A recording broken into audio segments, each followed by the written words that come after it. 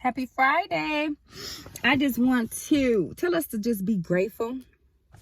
One of my favorite scriptures is be content with sufficient. And that's not settling. I just believe we got seasons to where God wants to see if we're going to be content with what he's given us. But a lot of times we go to God when we're struggling with something, or we're in distress, or we're down on, our finances, and, his grace is sufficient. So he's always on time God. So he comes in, he saves the day. But in the midst of him saving the day, we waver with God. Lord, if you do this, I promise you I'll do that. I'm guilty of it. And I don't know why we come up with this stuff in our head as if we can waver with God. But we do. And then when everything's smoothed out and he's done what he said he was going to do, we go back on our word and we go back to doing the same thing. Not realizing that this is the reason why we find ourselves in the same seasons. This is the reason why we feel like we're going in a circle, because God isn't dumb. He knows what we're going to do before we do it. But still, his grace is sufficient because that's his word. That's his promise to us. His word don't change.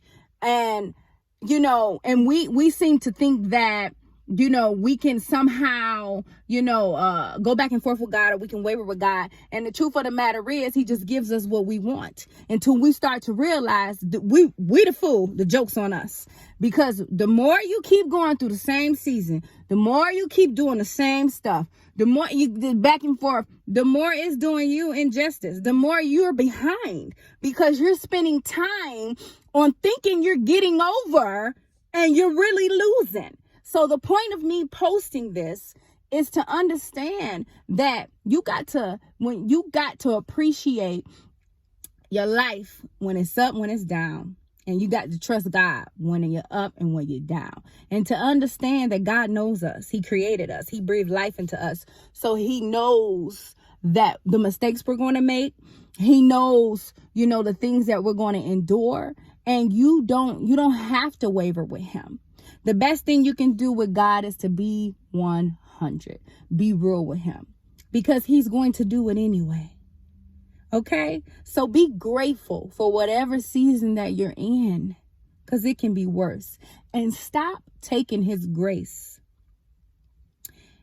Stop taking his grace for granted. Yes, he said it was sufficient, but he also said he won't be mocked. Stop taking God's grace for granted, because when you need it, one day, stop taking his grace for granted.